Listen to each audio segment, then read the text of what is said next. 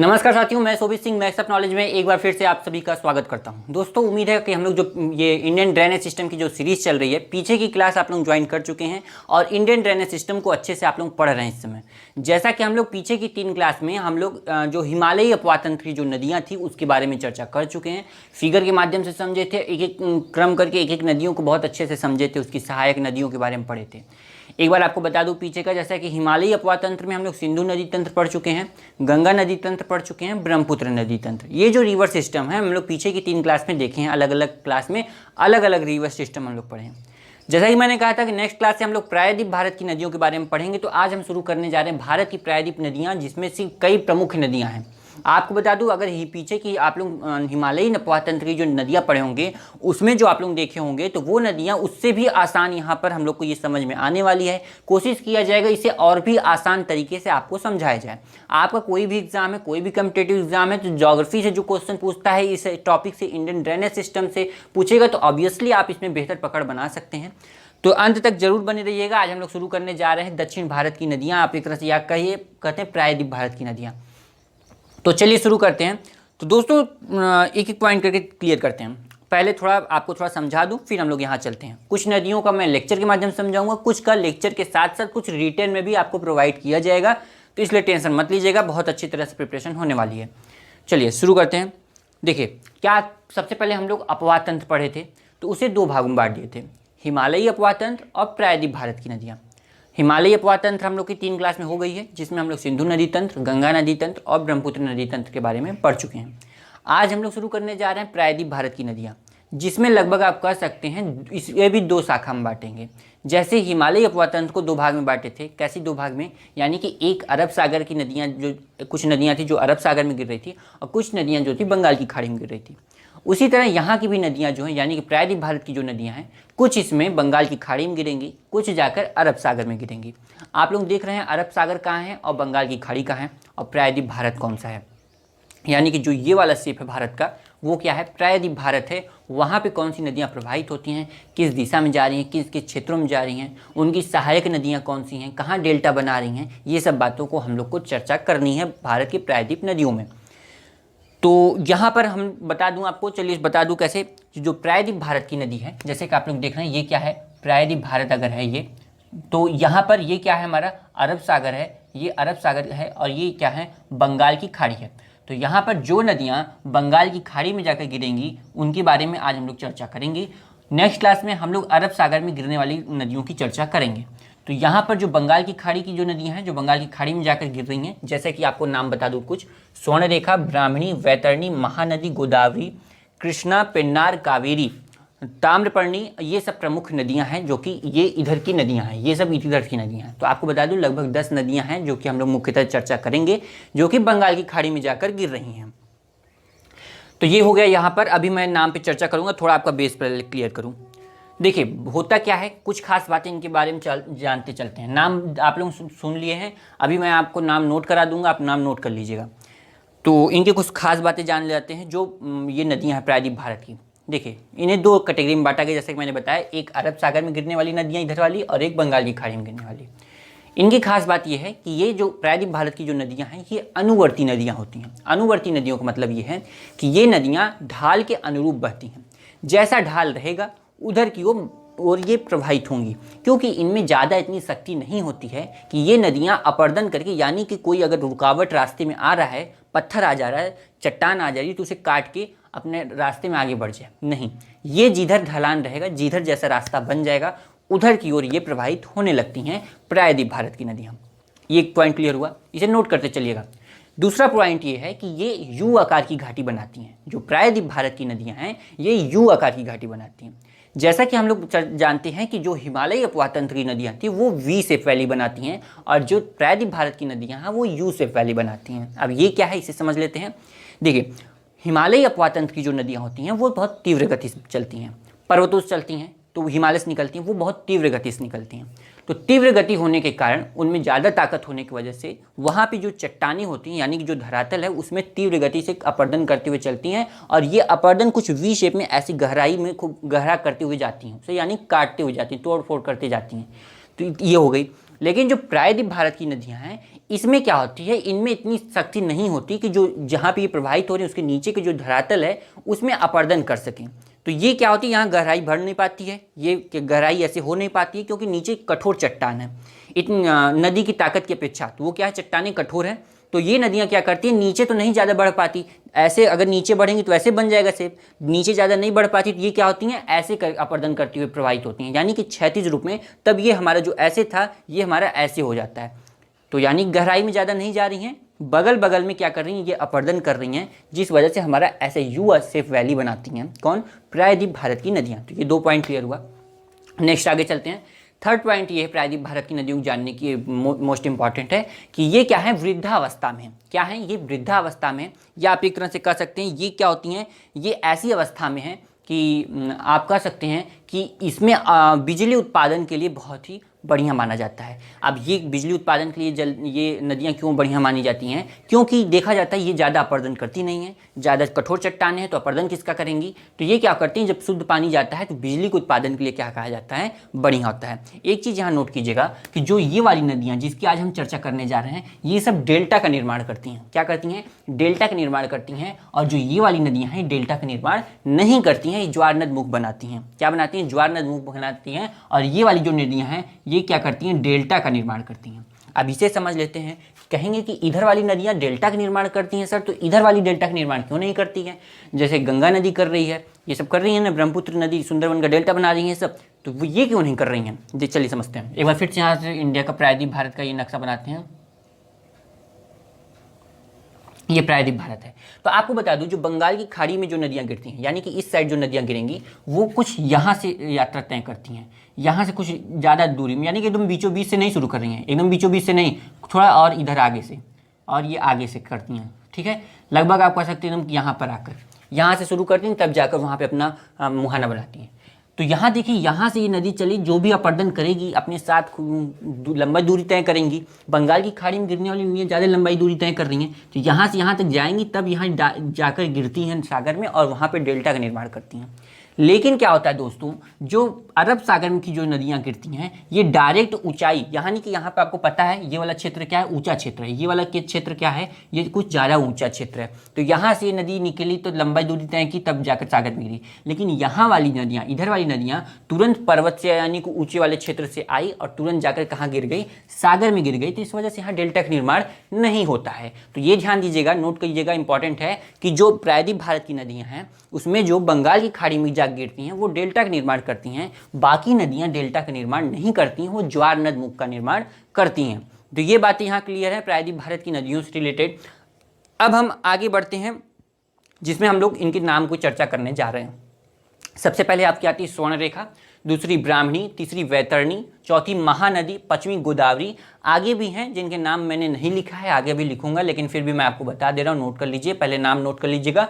गोदावरी के बाद आती है कृष्णा, कृष्णा के बाद आती है पेन्नार, पेन्नार के बाद आती है कावेरी, कावेरी के बाद आती है और भी ताम्रपर्णी है और वैगई है। ये सब नदियों की हम लोग आगे चर्चा करेंगे। ठीक है, तो आपको बता दूं कि ये जो नदियां हैं प्रायद्वीप भारत की नदियां बहुत इंपॉर्टेंट है, क्योंकि इससे अक्सर इस क्वेश्चन भी पूछते रहते हैं। तो चलिए शुरू करते हैं। स्वर्ण रेखा, स्वर्ण रेखा क्या है, ये जो नदी है स्वर्ण रेखा, सबसे पहले नदी आती है प्रायद्वीप भारत में जो कि बंगाल की खाड़ी में जाकर गिर रही है, ये है स्वर्ण रेखा। स्वर्ण रेखा है, इसका ये कहाँ से निकलती है, ये झारखंड के रांची से निकलती है और यह भारत की सबसे प्रदूषित नदी मानी जाती है। कौन, स्वर्ण रेखा। तो स्वर्ण रेखा क्या है, ये बहुत प्रदूषित नदी है। क्यों प्रदूषित नदी है, क्योंकि ये छोटा नागपुर क्या है, औद्योगिक क्षेत्र उस एरिया में आता है उधर, तो उससे क्या होता है, प्रदूषण बढ़ जाता है। कहा जाता है कि भारत की सबसे प्रदूषित नदियों में से ये आती है स्वर्ण रेखा। नाम तो है स्वर्ण रेखा लेकिन प्रदूषित बहुत ज़्यादा होती है और कहा जाता है कि इसमें सोने के कण भी पाए जाते हैं, इस वजह से इसे स्वर्ण रेखा बोला जाता है। तो ध्यान दीजिएगा, स्वर्ण रेखा कहाँ से निकलती है, छोटा वो झारखंड के रांची के पास से निकलती है और ये छोटा नागपुर पठार के औद्योगिक क्षेत्र से होते हुए जब आगे बढ़ती है तो ये प्रदूषित हो जाती है, जाकर ये उड़ीसा में अपना मुहाना बनाती है। कौन, स्वर्ण रेखा। स्वर्ण रेखा के बाद दूसरी नदी आती है ब्राह्मणी, ये भी कहाँ से निकलती है, छोटा नागपुर पठार के समीप से निकलती है और यह भी जाकर आपका उड़ीसा के तट पर अपना मुहाना बनाती है। तो ये दो नदियाँ कहाँ हैं, कहाँ मुहाना बना रही है, स्वर्ण रेखा ब्राह्मणी ये कहाँ बना रही हैं, जाकर उड़ीसा के तट पर अपना मुहाना बना रही हैं। फिर आती है वैतरणी, वैतरणी जो है ये भी क्या होती है, पूरी तरह से उड़ीसा में ही प्रवाहित होती है। तो ये ध्यान दीजिएगा, वैतरणी कहाँ से उत्पन्न होती है, उड़ीसा में उत्पन्न होगी और उड़ीसा के तट पर ही जाकर अपना मुहाना बना देगी। इन सब में ज़्यादा मटेरियल नहीं पाएंगे, लेकिन अगर आपको कहीं मिलता है तो एक बार आप पढ़ लीजिएगा। डिटेल में हम लोग कौन कौन सी नदी के बारे में चर्चा करेंगे, जैसे महानदी हो गई, गोदावरी हो गई, कृष्णा हो गई, कावेरी हो गई, इन सब नदियों की डिटेल में चर्चा करेंगे। तो आती है महानदी। महानदी ध्यान दीजिएगा, बहुत इंपॉर्टेंट नदी है। चलिए शुरू करते हैं। देखिए अच्छे से देखते चलिएगा, क्या कह रहा है कि यह नदी, इस नदी का उद्गम स्थल छत्तीसगढ़ के रायपुर के निकट धमतरी जिले के सिहावा के निकट है। कहाँ है इसका उद्गम, कहाँ है, छत्तीसगढ़ के रायपुर के निकट धमतरी जिले में सिहावा के निकट है। तो इसे आप नोट करते चलिएगा, इसीलिए मैंने लिखा है ताकि आपको एक तरह से नोट्स भी आपकी तैयार हो जाए। तो इस नदी का उद्गम पता चल गया कहाँ से होती है। फिर आगे क्या है, इस नदी की कुल लंबाई 851 किलोमीटर है। कितना है, 851 किलोमीटर इसकी लंबाई है। थोड़ा बहुत कहीं आप आगे पीछे देखेंगे, ठीक है। यह नदी उड़ीसा में बहती हुई बंगाल की खाड़ी में गिरती है। ये बातें क्लियर हैं, क्योंकि बंगाल की खाड़ी में गिरती है, उन्हीं की हम चर्चा कर रहे हैं। नेक्स्ट है, महानदी की द्रोणी का अपवाह महाराष्ट्र, छत्तीसगढ़, उड़ीसा, मध्य प्रदेश तथा झारखंड में है। क्या ध्यान दीजिएगा, कहाँ कहाँ इसका अपवाह है, महाराष्ट्र, छत्तीसगढ़, उड़ीसा, मध्य प्रदेश तथा झारखंड। इसका मतलब ये हुआ कि ये नदी जब प्रवाहित होती है तो इसमें कई सहायक नदियां भी आकर मिलती हैं। जैसे कि कुछ नदियां होंगी जो इसकी सहायक नदी महाराष्ट्र से भी आकर इसमें गिरती होंगी, छत्तीसगढ़ से भी आकर गिरती होंगी, उड़ीसा से भी आकर गिरती होंगी, मध्य प्रदेश से भी आकर गिरती होंगी, झारखंड से भी आकर गिरती होंगी। और खुद ये जहाँ पे प्रवाहित हो रही है, ये क्या आएगा, इसका अपवाह क्षेत्र कहलाएगा। तो ये क्या है, महानदी की द्रोणी कहलाएगी। द्रोणी का अपवाह क्या है, महाराष्ट्र, छत्तीसगढ़, उड़ीसा, मध्य प्रदेश और झारखंड में है। इसे नोट कीजिएगा, महानदी। तो ये महानदी यहाँ हमारी क्लियर हो गई। महानदी में देख लीजिएगा क्या है, ये महानदी बहुत ही इंपॉर्टेंट नदी है। तो चलिए आगे बढ़ते हैं। एक चीज और यहाँ पे नोट कीजिएगा, कि से नोट कीजिएगा, हालांकि वो छूट गया है। पारादीप क्या है, पारादीप, और एक आपका है पारादीप और कटक।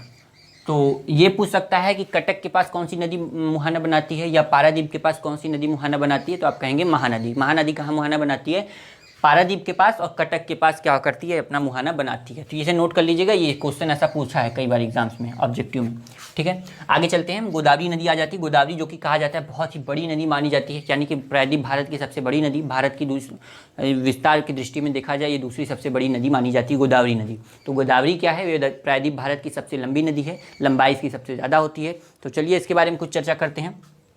क्या कर रहा है, सबसे पहले तो यही बात कर रहा है, आकार एवं विस्तार में बड़ी होने के कारण इस नदी को दक्षिण भारत की गंगा कहा जाता है। किसे दक्षिण भारत की गंगा किसे कहा जाता है, हाईलाइट कीजिएगा, बहुत इंपॉर्टेंट है कि इसके आकार एवं विस्तार में, आकार और विस्तार में इतनी बड़ी है ये नदी, किसे दक्षिण भारत की गंगा भी कहा जाता है, किसे गोदावरी का। तो ये ध्यान दीजिएगा, दक्षिण भारत की गंगा केवल इतनी लाइन है, आप ध्यान दीजिएगा, क्योंकि आगे इससे जुड़ा कुछ एक और लाइन आएगी जो कि आप कंफ्यूज ना हो जाइएगा। तो क्या कर रहा है, आकार और विस्तार की दृष्टि से ये दक्षिण भारत की दक्षिण भारत की गंगा बोली जाती है, किसे, गोदावरी को। नेक्स्ट क्या है, पश्चिमी घाट में नासिक के पहाड़ी में त्र्यंबक नामक स्थल से, क्या कर रहा है, नासिक की पहाड़ियों में त्र्यंबक नामक स्थल से इस नदी का उद्गम होता है, ठीक है। यहाँ उद्गम आपको पता चल गया है, और इसकी लंबाई 1465 किलोमीटर है गोदावरी की। इसकी द्रोणी की बात करें तो महाराष्ट्र है, मध्य प्रदेश है, छत्तीसगढ़ है, तेलंगाना है, आंध्र प्रदेश है तथा कर्नाटक में इसका द्रोणी है, यानी कि यहाँ का क्षेत्र का जल इसमें आकर मिलता है, या खुद ये इनमें से किसी में प्रवाहित होती है गोदावरी नदी। इसकी प्रमुख सहायक नदियाँ इसे हाईलाइट कीजिएगा, पेनगंगा, वर्धा, वेनगंगा, सबरी और मंजरा, प्राणहिता, इंद्रावती इसकी प्रमुख सहायक नदी हैं। तो ध्यान दीजिएगा, पेनगंगा, वर्धा, वेनगंगा, सबरी और मंजरा, प्राणहिता, इंद्रावती इसकी सहायक नदी हैं, किसकी, गोदावरी की। अब इससे जुड़ी कुछ खास बातें जानते हैं। वेनगंगा जो है ये गोदावरी की सबसे बड़ी सहायक नदी है। कौन सी, वेनगंगा गोदावरी की सबसे बड़ी सहायक नदी है। ध्यान दीजिएगा, कंफ्यूज मत होइएगा, वेनगंगा है, पेनगंगा नहीं है, ये वाली नहीं है, पेनगंगा नहीं है, वेनगंगा जो है ये गोदावरी की सबसे बड़ी सहायक नदी है। कौन, वेनगंगा। एक चीज़ और यहाँ मैंने बताया, मंजरा। तो मंजरा जो है एकमात्र गोदावरी की ऐसी सहायक नदी है जो दक्षिण से जाकर इसमें मिलती है। देखिए इधर, अगर ये हमारी गोदावरी है तो होता क्या दोस्तों कि बाकी सहायक नदियाँ इसमें उत्तर की तरफ से आके मिल रही हैं, लेकिन जो मंजरा है वो क्या हो रही है, दक्षिण साइड से जाकर गोदावरी में मिल रही है। तो यही बात यहाँ बोली गई है कि मंजरा जो है, ये जो इसकी सहायक नदी है, ये एकमात्र ऐसी नदी है जो कि दक्षिण साइड से आकर गोदावरी में मिलती है। आगे बढ़ते हैं। गोदावरी कृष्णा डेल्टा क्षेत्र चावल के कटोरे के रूप में प्रसिद्ध है। आप देखेंगे भारत का नक्शा एक बार फिर से मैं बनाता हूँ। ये भारत है, इसमें जो गोदावरी नदी आ रही है और फिर यहीं पे कृष्णा आ रही है, ठीक है, गोदावरी की ठीक बाद ही क्या हो रही है, कृष्णा आ रही है। आप एक तरह से कह सकते हैं इसका डेल्टा क्षेत्र क्या है, मिला हुआ है। तो और यहाँ पे क्या होता है, ये जो क्षेत्र इसका डेल्टाई क्षेत्र जो है वो क्या है, चावल के कटोरे के रूप में प्रसिद्ध है। तो यानी कि ऑब्वियसली क्या है, वहाँ पर एक तरफ गोदावरी नदी है, ठीक उसके बाद क्या है, कृष्णा नदी है। तो गोदावरी और कृष्णा का जो डेल्टाई क्षेत्र है वो क्या है, धान के लिए बहुत उपयोगी है। तो इसलिए इसे चावल के कटोरे के रूप में प्रसिद्ध बोला जाता है, चावल का कटोरा। ठीक है, ऑप्शन में दे सकता है कि भारत की किन क्षेत्र को चावल के कटोरे के लिए प्रसिद्ध है, यानी कि चावल के लिए प्रसिद्ध, चावल का कटोरा बोला जाता है। तो दे सकता है कि आपको गोदावरी कृष्णा का डेल्टाई मैदान, या आपको दे सकता है नर्मदा ताप्ती का डेल्टाई मैदान, ये इस तरह से कई नाम दे सकता है। तो आप ये ध्यान दीजिएगा कि क्या है, चावल के कटोरा के लिए में क्या करेंगे, गोदावरी और कृष्णा। वैसे कई जगहों को चावल का कटोरा बोला जाता है, जैसे माजुली द्वीप, हम लोग जब ब्रह्मपुत्र नदी तंत्र पढ़ रहे थे तो उसमें माजुली द्वीप को भी कहा गया था ये धान के लिए बहुत अच्छा है। तो इसलिए ध्यान दीजिएगा कि ऑप्शन पर निर्भर करता है कि आपका ऑप्शन क्या दिया है। नेक्स्ट चीज यहाँ ध्यान दीजिएगा, राजमुंदरी लिखा, राजमुंदरी के पास डेल्टा बनाती है। तो एक चीज, ये ऑप्शन मैंने खुद फेस किया, ये क्वेश्चन पूछा गया था ज्योग्राफी के एग्जाम में कि निम्न में से कौन सी नदी राजमुंदरी के पास अपना डेल्टा बनाती है। तो राजमुंदरी, ध्यान दीजिएगा, राजमुंदरी के पास कौन है, गोदावरी नदी क्या करती है, अपना डेल्टा बनाती है। तो राजमुंदरी के पास अपना डेल्टा बनाती है। जैसा कि महानदी को मैंने बताया था पारादीप और कटक के पास, उसी तरह आप कहेंगे राजमुंदरी के पास गोदावरी नदी क्या करती है, अपना डेल्टा बनाती है। एक चीज़ और मैं आपको क्लियर कर दूं,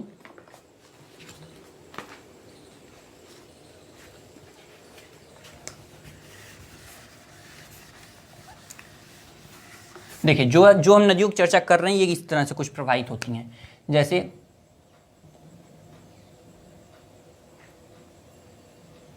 ये क्या है, प्रायद्वीप भारत है, ठीक है। और यहाँ पर अब नदियों कैसे, सबसे पहले कौन आती है, स्वर्ण रेखा आती है, इसी क्रम में मैंने लिखा है। फिर आती है ब्राह्मणी, फिर कौन आती है, वैतरणी, वैतरणी के बाद आती है महानदी, महानदी के बाद गोदावरी, गोदावरी के बाद कृष्णा, ताम्रपर्णी है, ये सब वैगई है, फिर आती है आपकी कावेरी भी है, फिर ताम्रपर्णी। ये लगभग 10 नदियाँ कुछ इस तरह से बंगाल की खाड़ी में जाकर गिरती हैं। ये क्या है, हमारा बंगाल की खाड़ी है, बंगाल की खाड़ी। तो ये सब नदियाँ कहाँ जाकर गिरती हैं, बंगाल की खाड़ी में गिरती हैं। तो ये बाकी इधर की जो नदियाँ वो हम लोग नेक्स्ट क्लास में डिस्कस करेंगे। तो अब आगे हमारी आ जाती है गोदावरी होगी। अब हम लोग चर्चा करने जा रहे हैं कृष्णा नदी की। कृष्णा नदी भी एक तरह से आप कहेंगे गोदावरी के साथ साथ वो भी बहुत फेमस नदी है। तो चलिए देखते हैं। एक चीज़ यहाँ इसे नोट कीजिएगा कि ये बात जो मैंने बोली है अभी, किसे दक्षिण भारत का क्या बोला जाता है, गंगा बोला जाता है, किसे, गोदावरी को। दक्षिण भारत की गंगा किसे बोला जाता है, गोदावरी को। तो यहाँ हम लोग कृष्णा नदी को चर्चा करने जा रहे हैं। जैसा कि आपको पहले बता दूं कौन कौन सी हम लोग चर्चा कर चुके हैं, स्वर्ण रेखा हो गया, ब्राह्मणी हो गया, वैतरणी हो गया, महानदी हो गया, गोदावरी हो गया। अब कौन कौन बचा है, कृष्णा नदी, पेन्नार नदी, कावेरी, वैगाई, ताम्रपर्णी। ये 10 नदियाँ हैं, इनके बारे में चर्चा करनी है। तो चलिए यहाँ शुरू करते हैं। आप कृष्णा नदी के थोड़ा डिटेल में जान लेते हैं। कृष्णा नदी देखिए, गोदावरी के बाद जब गोदावरी प्रवाहित होती है फिर उसके बाद कौन आती है, कृष्णा नदी आती है। गोदावरी और कृष्णा ज़्यादातर देखा जाता है साथ में नाम लिया जाता है, क्योंकि थोड़ा ये क्या है, अगल बगल ही नदियाँ हैं ये। तो ये साथ में जाकर बंगाल की खाड़ी में अपना मुहाना बनाती हैं। चलिए देखते हैं। कृष्णा नदी पश्चिमी घाट में महाबलेश्वर के निकट सह्याद्री से निकलती हैं। तो कृष्णा नदी कहाँ से निकलती है, पश्चिमी घाट के महाबलेश्वर के सह्याद्री से निकलती है। कौन, कृष्णा नदी। आगे कह रहा है प्रायद्वीप भारत में प्रवाहित होने वाली दूसरी सबसे बड़ी नदी है। पहली कौन है, गोदावरी है। गोदावरी में अभी मैंने बताया कि गोदावरी प्रायद्वीप भारत की सबसे बड़ी नदी है। उसके बाद गोदावरी के बाद कौन आ जाता है, कृष्णा आती है। तो कृष्णा क्या है, ये प्रायद्वीप भारत की दूसरी सबसे बड़ी नदी है। ठीक है, आगे चलते हैं। कृष्णा नदी की प्रमुख सहायक नदियां, ध्यान दीजिएगा, हाईलाइट कीजिएगा इसे। क्या बोल रहा है कि कृष्णा नदी की प्रमुख सहायक नदियां कौन है, कोयना है, पेरिया है, दूसरा वर्णा है, और नेक्स्ट है पंचगंगा, मूसी, तुंगभद्रा और भीमा, घाट प्रभा, माल प्रभा। कौन कौन, एक बार फिर से मैं रिपीट कर रहा हूं, कोयना, एरिया, वर्णा, पंचगंगा, मूसी, तुंगभद्रा और भीमा, घाट प्रभा, माल प्रभा। ये किसकी है, कृष्णा की प्रमुख सहायक नदियां हैं। इसे यहाँ पे ध्यान दीजिएगा कि जो तुंगभद्रा है ये कृष्णा की सबसे बड़ी सहायक नदी है। जैसे वहाँ पे हमने बताया वेनगंगा क्या है, गोदावरी की सबसे बड़ी नदी थी, और यहाँ क्या है, तुंगभद्रा क्या है, कृष्णा की सबसे बड़ी सहायक नदी है। आगे बढ़ते हैं। यह नदी दक्षिण महाराष्ट्र आंध्र प्रदेश में बहती है तथा विजयवाड़ा के पास अपने निकट अपना डेल्टा बनाती है। जैसा कि मैंने बताया गोदावरी जो है वो कहाँ अपना, गोदावरी जो है, गोदावरी ये क्या है, गोदावरी थी। गोदावरी अपना डेल्टा कहाँ बनाती है, राजमुंदरी के पास अपना डेल्टा बनाती है। और ये कृष्णा नदी कहाँ डेल्टा बनाती है? विजयवाड़ा के पास, विजयवाड़ा के पास। तो इसे ध्यान दीजिएगा, एग्जाम में ये क्वेश्चन कई बार पूछा है, मैंने खुद इस क्वेश्चन को फेस किया है ज्योग्राफी के एग्जाम्स में, कि गोदावरी का क्या है? राजमुंद्री है, एक राजमुंद्री के पास अपना मुहाना बनाती है, और कृष्णा कहाँ है? विजयवाड़ा के पास। ये ऐसा इसलिए क्वेश्चन पूछता है क्योंकि लोग कंफ्यूज हो जाते हैं कि कृष्णा क्या राजमुंद्री के पास है कि गोदावरी विजयवाड़ा के पास है। तो ये ध्यान दीजिएगा, पहले कौन आता है? राज आता है, पहले गोदावरी प्रवाहित होती है, फिर कृष्णा प्रवाहित होती है। तो पहले यानी कि राज आते हैं, राजा आते हैं, फिर उसके बाद उनकी विजय होती है। तो पहले कौन आएगा? राजमुंद्री, फिर उसके बाद विजयवाड़ा आएंगे। तो यहाँ क्या है? गोदावरी की सहायक नदी जो डेल्टा बनाती है राजमुंद्री के पास और कृष्णा विजयवाड़ा के पास। आगे बढ़ते हैं। ये हो गया हमारी कृष्णा नदी। कृष्णा नदी ये 6ठे नंबर की थी। 7वें नंबर पे आप देखिए कृष्णा नदी हो गई पिन्नार। पिन्नार की कुछ खास बातें हैं। पिन्नार क्या है? मोस्टली हम लोग क्या देखते हैं? गोदावरी कृष्णा कावेरी आती है, लेकिन गोदावरी कृष्णा के बाद एक नदी आती है जिसे बोलते हैं पिन्नार नदी। ये भी क्या है? बंगाल की खाड़ी में अपना डेल्टा बनाती है।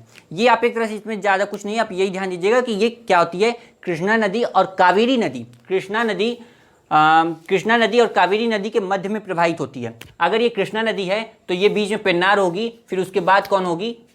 कावेरी नदी प्रवाहित होगी। तो ये क्या है? दक्षिण भारत की प्रमुख नदी है पेन्नार नदी। ये आंध्र प्रदेश में अपना मुहाना बनाती है। ठीक है, तो चलिए आगे बढ़ते हैं। कावेरी नदी जो कि बहुत प्रमुख मानी जाती है, कावेरी नदी, इनके बारे में थोड़ा चर्चा करते हैं। देखिए क्या बोल रहा है कावेरी नदी को? यह ब्रह्मगिरी या पुष्पगिरी चोटी से निकलती है। इसे हाईलाइट कीजिएगा, यह ब्रह्मगिरी या पुष्पगिरी चोटी से निकलती है। कौन? कावेरी नदी की बात कर रहे हैं।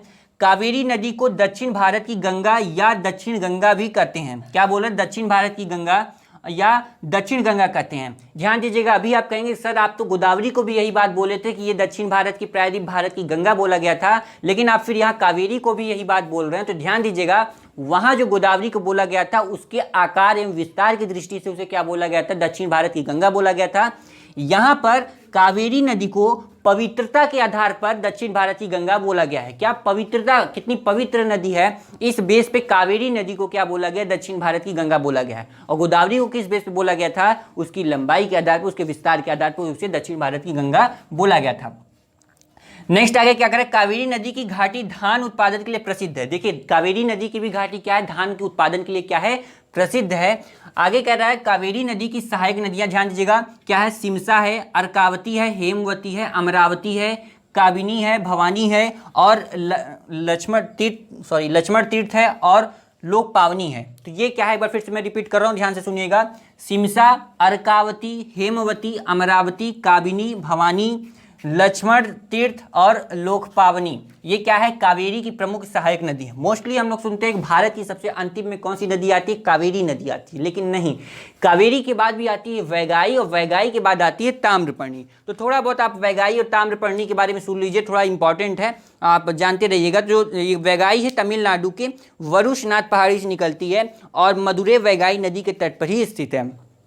फिर यह जाकर रामेश्वर के पास अपना मुहाना बनाती है वैगाई। ठीक है, तो वैगाई क्या है? रामेश्वर के पास जाकर ये अपना, तमिलनाडु के रामेश्वर से होते हुए रामेश्वर के पास जाकर ये अपना मुहाना बनाती है। फिर उसके बाद आती है ताम्रपर्णी। ये सब क्या है? एक दो लाइन में अगर आपके पास कहीं मटेरियल होगा तो एक बार इन्हें पढ़ लीजिएगा। मोस्टली हम लोग किन नदियों की चर्चा देखते हैं प्रायद्वीप भारत में? आ जाती है आपकी महानदी, गोदावरी, कृष्णा, कावेरी। इसके अलावा भी और थोड़ा डीप में जाएंगे तो आप स्वर्णरेखा, ब्राह्मणी, वैतरणी और पेन्नार की चर्चा करेंगे। और थोड़ा देखना हो तो आप वैगाई और ताम्रपर्णी की भी चर्चा कीजिएगा। तो ये है भारत की जो प्रायद्वीप भारत की जो नदियां हैं, जो कि जैसा कि मैंने बताया कि कोई ये क्या है? हमारा प्रायद्वीप भारत है। तो यहाँ से ये वाली जो नदियां हैं ये क्या है हमारी? इनके बारे में हम लोग चर्चा किए हैं। लगभग 10 नदियों की हम लोग यहाँ चर्चा किए हैं। एक चीज़ और नोट कीजिएगा कि ये जो नदियाँ होती हैं, हमने देखा था भारत की अन्य जो नदियाँ हैं वो क्या है? 12मासी होती हैं। 12मासी का होने का मतलब 12 महीने इसमें जल उपलब्ध रहता है। लेकिन कुछ नदियां इसमें ऐसी होती हैं कि आप कह सकते हैं कि प्रायद्वीप भारत की जो ज़्यादातर नदियां हैं वो ऐसी होती है, कुछ निश्चित कुछ खास समय में उसमें जल ज़्यादा स्तर बढ़ता है। जैसे हिमालय की अगर बात करें तो हिमालय में अगर ग्रीष्म ऋतु है तो हिमालय से जो बर्फ पिघलेगी वो क्या हो रहा है? बाद में उसका जल कहाँ जा रहा है? नदी में जा रहा है, जिससे उस नदी का जल स्तर बढ़ जाता है और हमेशा वहाँ जल स्तर अच्छा खासा बना रहता है। लेकिन प्रायद्वीप भारत में ऐसा होता नहीं, क्योंकि वहाँ पे बर्फ पाई नहीं जाती है। ग्रीष्मकाल में जब वहाँ बर्फ पाई नहीं जाएगी तो ग्रीष्मकाल में बर्फ पिघलेगी नहीं, और जब पिघलेगी नहीं तो जल स्तर गर्मी में बढ़ेगा नहीं। मानसून से आप कह सकते हैं कि वहाँ जल जो प्राप्त होता है मानसून से ज़्यादातर प्राप्त होगा। लेकिन आप जो कावेरी नदी देख रहे हैं, बाकी नदियां क्या हैं, दक्षिण पश्चिम मानसून जब आता है तब वहां पे जलस्तर बढ़ता है, लेकिन कावेरी नदी जो है शीत ऋतु में भी इसका जलस्तर बढ़ता है। क्यों बढ़ता है, देखिए समझिए। कावेरी नदी क्या है, तमिलनाडु के पास आप देख रहे हैं। आपको पता है कि जब भारत में तो दक्षिण पश्चिम मानसून आता है, इधर से आता है, तो ये क्या करता है, दक्षिण पश्चिम मानसून जो आता है वर्षा करता है यहाँ पर, जिससे कावेरी नदी को जल प्राप्त होता है और जलस्तर बढ़ता है। लेकिन शीत ऋतु में इसे कहाँ से प्राप्त होता है, क्योंकि शीत ऋतु में और कोई तो सोर्स है नहीं। शीत ऋतु में क्या होता है, हमें पता है कि मानसून वापस लौटता है, तो जब मानसून वापस लौटता है बंगाल की खाड़ी से होके, तब ये टकराता है तमिलनाडु के तट से और यहाँ पे कावेरी नदी में जल उपलब्ध कराता है, जिससे कहा जाता है कि शीत ऋतु में भी क्या होता है, कावेरी नदी में बाढ़ जैसी स्थिति आ जाती है, या आप कह सकते हैं प्रायद्वीप भारत की कुछ नदियों में बाढ़ जैसी स्थिति आ जाती है कावेरी नदी को ध्यान में रखकर। तो इसलिए आप कह सकते हैं कि कावेरी नदी में अन्य नदियों की अपेक्षा इसमें जल स्तर ज्यादा बना रहता है। क्यों बना रहता है, मैंने बात बता दी है, क्योंकि यहाँ पर एक तो पश्चिम जो मानसून लौटता है वो भी इसके लिए उत्तरदायी है। तो यहाँ पर ध्यान दीजिएगा, हम लोग ये इसके कुछ नदियों की चर्चा की है, एक बार आपको क्रम में बता दे रहा हूँ, अच्छे से क्रम में आप ध्यान दीजिएगा।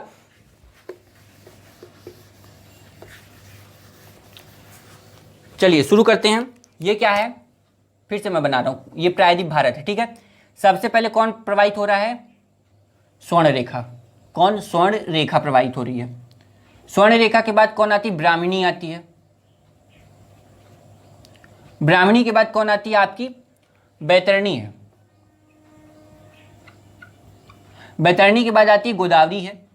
गोदावरी दक्षिण भारत की गंगा कहा जाता है, आकार और आकृति के आधार पर, ये ध्यान दीजिएगा, गोदावरी, ठीक है। नेक्स्ट आती है, फिर गोदावरी के बाद कृष्णा आती है, कृष्णा, और कृष्णा के बाद आ जाती है आपकी पेन्नार। पेन्नार के बाद आ जाती है आपकी कावेरी। तो ये कुछ क्या है, नदियां हैं इस तरह से प्रवाहित होती हैं। 1 2 3 4 5 6 7 8 9 10 9 10, ये आपकी लास्ट वाली क्या है, ताम्रपर्णी होगी। तो इस तरह से ये जाकर बंगाल की खाड़ी में अपना जल गिराती है। एक चीज यहां ध्यान दीजिएगा, गोदावरी नदी आ रही है, कृष्णा नदी आ रही है, तो गोदावरी और कृष्णा का डेल्टा जैसा कि मैंने बताया मिला हुआ है कि में, और इसके बीच में एक बहुत ही फेमस झील है आप जिसे बोलते हैं कोलेरू झील। क्या है, कोलेरू झील। तो कोलेरू झील कहाँ है, गोदावरी और कृष्णा नदी के जो डेल्टाई क्षेत्र उसके बीच में कौन सी झील स्थित है, कोलेरू झील है। आप इसे ध्यान दीजिएगा, कोलेरू झील किससे भी क्वेश्चन पूछता है। हालांकि हो सकता है इंडियन ड्रेनेज सिस्टम में हम लोग जब ये प्रायद्वीप भारत की नदियों को पूरी तरह से पढ़ लें तो उसके बाद हम झीलों की चर्चा करें। तो आप यहाँ बने रहिएगा, हम लोग झीलों की भी चर्चा करेंगे। तो आई होप कि आपको ये प्रायद्वीप भारत की नदियाँ आपसे अच्छे समझ में आ गई। नेक्स्ट क्लास में हम लोग अरब सागर में गिरने वाली नदियों की चर्चा करेंगे, जिसमें से नर्मदा, ताप्ती, साबरमती, फिर आती है और भी बाकी जो नदियां हैं, जो प्रमुख नदियां हैं, उनके बारे में चर्चा करेंगे और डिटेल में जानेंगे, फिगर के माध्यम से समझेंगे। यानी कि हम लोग की नेक्स्ट क्लास में प्रायद्वीप भारत की नदियां भी समाप्त हो जाएंगी। तो दोस्तों उम्मीद है आप लोगों को क्लासेज अच्छी लग रही हैं। एक चीज़ आपको बता दूं, आप हमारे टेलीग्राम चैनल से जुड़ सकते हैं अगर आप ज्योग्राफी में और बढ़िया पकड़ बनाना चाहते हैं। तो ज्योग्राफी पे फिगर हुआ, टू द पॉइंट, और भी कई चीज़ें वहाँ पे टेलीग्राम चैनल पे शेयर की जाती हैं। डिस्क्रिप्शन में प्लेलिस्ट की लिंक दी है, आप वहाँ से जाकर उसे ज्वाइन हो सकते हैं। साथ में अगर पीछे की क्लास अगर आप छूट गई है, इंडियन ड्रेनेज सिस्टम छूट चुका है, तो आप जाकर प्लेलिस्ट की भी लिंक डिस्क्रिप्शन में दी है, वहाँ से एक तरफ से नंबर 1, नंबर 2, नंबर 3 करके वहाँ पे वीडियोज प्रोवाइड किए गए हैं। आप वहाँ से जाकर उस क्लासेस को ज्वाइन कर सकते हैं, फ्री है बिल्कुल वो क्लासेस। आएंगे दोस्तों नेक्स्ट क्लास में हम लोग प्रायद्वीप भारत के अरब सागर में गिरने वाली नदियों की चर्चा करेंगे। तब तक के लिए जय हिंद, बाय बाय, थैंक यू।